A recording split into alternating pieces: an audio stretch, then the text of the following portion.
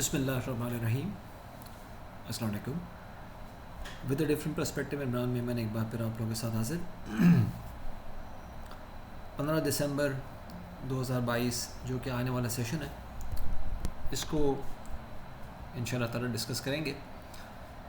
लेकिन उससे पहले मैं चाहूँगा कि ये वीडियो आप लोग पूरा देखें, क्योंकि इस वीडियो में मैं कुछ हिस्ट्री रिपीट करूँगा, और उस हिस्ट्री को रिपीट करने का मकसद ये नहीं है कि मैं अपनी सक्सेस स्टोरी आप लोगों के साथ शेयर करूं, बल्कि उसका मकसद ये है कि बहुत सारे लोग जो मेरे वीडियोस पे या मेरे बनाए हुए आउटलुक पे या मेरे दिए गए व्यूज़ पे हमेशा ये मुझे कमेंट दे रहे होते हैं कि मैं सिर्फ पेसिमिज़म क्रिएट कर रहा हूँ और मैं मार्केट को सपोर्ट करने की बात नहीं कर रहा। तो देखिए, मार्केट मेरे हाथ में तो नहीं है ना, जो मैं मार्केट को ये कह दूंगा कि भाई मार्केट में सपोर्ट आ रही है तो मार्केट में सपोर्ट आना शुरू हो जाएगी। नहीं, मैं एक ट्रेंड को देख के चीज़ों को स्टडी करके आप लोगों को गाइड कर रहा हूँ। अल्हम्दुलिल्लाह आप ये देख रहे हैं कि चीज़ें जो हैं वो किस तरह से चल रही हैं।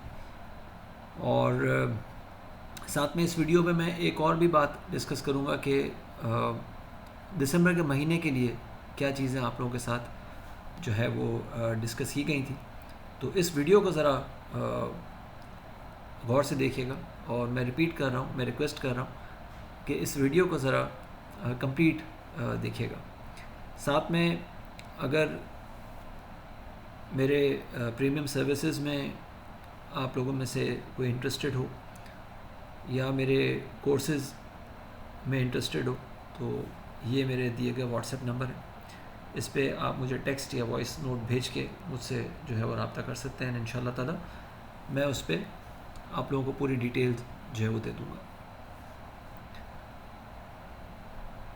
ये मैंने वीडियो पोस्ट किया था 1 दिसंबर 2022 और for the month of December 2022।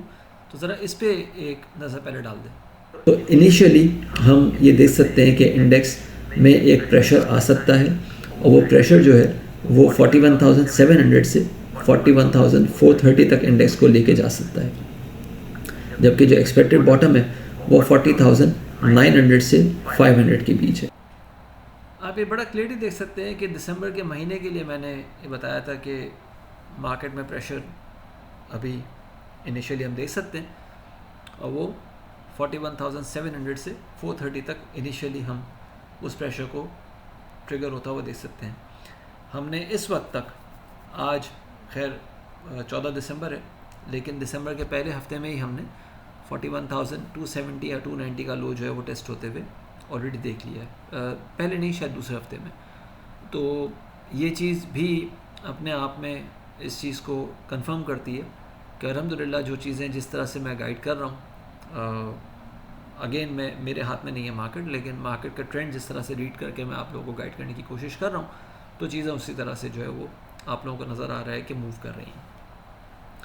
साथ साथ ये 2 दिसंबर को मैंने अपने प्रीमियम क्लाइंट्स के साथ बलूचिस्तान ग्लास या BGL का एक मैसेज शेयर किया था कि इसमें 1090 से ऊपर एक कंफर्म ब्रेकआउट हो जाएगा। अभी भी ये एक ब्रेकआउट मोड में है, और 10 रुपये 5 पैसे पे उस वक्त चल रहा था। मैंने बताया था कि 9 रुपये 20 पैसे का आप स्टॉप रख के इसमें बाइंग स्ट्रेटेजी के साथ काम कर सकते हैं। अल्हम्दुलिल्लाह आज इसने 12.25 रुपये का जो है वो टारगेट जो है अब 12.25 रुपये का जो है वो एक नया कैप लगाया है। तो आप हिसाब लगा सकते हैं कि 10 रुपये 5 पैसे से आप 10 रुपये 5 पैसे से 12 रुपये 25 पैसे, यानी कि 2 रुपये 20 पैसे का जो है इसमें ऑलरेडी गेन आप देख चुके हैं। 2 दिसंबर से आज 14 दिसंबर है, और ये तकरीबन 22%, 21.9%, तकरीबन 22% गेन जो है वो ऑलरेडी ये स्टॉक अल्हम्दुलिल्लाह दे चुका है। तो मैं अगर सिर्फ पेसिमिज़म क्रिएट करने वाला होता तो मैं इस तरह की बाय कॉल ना दे रहा होता। 2 दिसंबर में the ones who are following my international market calls, तो उनको मैंने बताया था कि डाउ जोन्स फ्यूचर्स का जो एक्सपेक्टेड टॉप है वो 34,900 से 35,300 का है। हमने कल 35,270 या 260 तक का एक हाई पोस्ट होते हुए देखा था इन डाउ जोन्स फ्यूचर्स, और फिर डाउ जोन्स ने कल 34,300 या 200 तक का लो भी देखा। तो आप ये देख सकते हैं कि विद इन अ डे तकरीबन 1000 पॉइंट्स का एक गेन जो है वो मेरे प्रीमियम क्लाइंट्स को ऑलरेडी इंटरनेशनल मार्केट्स में भी मिल चुका है। 25 अप्रैल को EPCL जब 92, 93 इस तरह के लेवल्स पे चल रहा था, तो मैंने बताया था कि 93.30 ये होल्ड करना बहुत मुश्किल नज़र आ रहा है। हाँ, 77, 60 से 69 तक की एक इनिशियल डाउनसाइड रिवर्सल ये विटनेस कर सकता है। उससे बहुत सारे लोगों ने मुझे कहा कि भाई EPCL तो ऐसा स्टॉक है जो कि कभी बेचना ही नहीं चाहिए, ये तो लॉन्ग टर्म आपका फ्रेंड है और इस तरह के स्टॉक्स जो हैं वो बेचे थोड़ी जाते हैं। तो आज आप देखें कि EPCL कहाँ खड़ा हुआ है। 93 से मेरे ख्याल से आज शायद 45-50 का, ठीक है, क्लोजिंग से 46 के आसपास आई थी, लेकिन इनिशियली से 45-50 तक का एक लो बीट पोस्ट कर दिया। तो तकरीबन ये अपने उस अप्रैल के लेवल से तकरीबन 50% जो है वो डाउन हो चुका है, and this is in just 8 months. फिर उसके बाद 3 अक्टूबर को दोबारा मैंने बताया था कि मैंने 25 जुलाई को मैंने EPCL के बारे में दोबारा बताया कि ये अभी भी बेयर मार्केट में है और 63 से नीचे 63.50 से नीचे ये 48 तक एक्सपोज होता हुआ नज़र आ सकता है। हमने आज इसका 45 का लो जो है वो देखा है। तो आप ये देखें कि मैं किस तरह से कितनी प्रिसाइसली कोशिश कर रहा होता हूँ कि लोगों को गाइड करूँ। पहली कॉल 25 अप्रैल को दी, फिर 25 जुलाई को दोबारा बताया कि अभी भी इसमें किसी किस्म की रिकवरी जो है वो एक्सपेक्टेड नहीं है, तो संभल के रहना चाहिए। NRL के बारे में 2 सितंबर को ये बताया था कि स्टेप बाय स्टेप ये 235, 228, 221, 216 और 210 तक जो है वो जा सकता है। ये वो टाइम था जब हर कोई रिफाइनरीज़ के बारे में कह रहा था कि रिफाइनरी पॉलिसी आ रही है, तो ये हो रहा है, तो वो हो रहा है। आप ये देखें कि NRL आज कहाँ खड़ा हुआ है। फिर अक्टूबर के 19 को दोबारा बताया कि ये 220 तक तो आराम से गिर सकता है, और 203 का लेवल अगर तोड़ता है तो 193, 180, 145 तक भी गिर सकता है। 195 या 194 का हम ऑलरेडी एक लो देख चुके हैं आज या कल। 19 अक्टूबर को ये दोबारा मैंने वार्निंग दी थी NRL के बारे में। ATRL के बारे में नवंबर की 16 तारीख को ये बताया था कि 172 से नीचे क्लोज होता है तो ये 163 और 158 तक तो बड़े आराम से जा सकता है, 138 तक।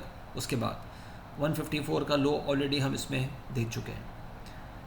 10 अक्टूबर को पाइनियर सीमेंट के बारे में बताया था कि 76 और 79 के बीच में इसमें अग्रेसिव सेलिंग हम देख सकते हैं। जिसके पास होल्डिंग है वो 72 का स्टॉप अपने जहन में रखे, उसके नीचे चीज़ें बहुत ज़्यादा डेंजरस हो जाएंगी इसके अंदर। पाइनियर ने आज 54 तक का, फिर उसके बाद मैंने दोबारा 29 अक्टूबर को रिपीट किया कि पाइनियर जो है वो 50s तक में एक्सपोज होता हुआ नज़र आ रहा है। 54 का ऑलरेडी हम इसमें लो देख चुके हैं, तो क्या बचा है इसके अंदर। आप ये खुद देखेंगे 76 से 50 26 रुपये लूज़ कर चुका है। 26 रुपये लूज़ करने का मतलब ये है कि अगर एक स्टॉक जो 76 का है वो अगर 26 रुपये लूज़ कर गया तो 34% लूज़ कर चुका है ऑलरेडी। आप ये देख लें कि फिर ये लोग बातें कर रहे होते हैं कि हम लॉन्ग टर्म इन्वेस्टर हैं। एक स्टॉक 2 महीने में 34% लूज़ कर जाता है, EPCL 8 महीने में 50% लूज़ कर जाता है। कहाँ गई लॉन्ग टर्म की लॉजिक, कहाँ गई, मुझे तो समझ नहीं आती।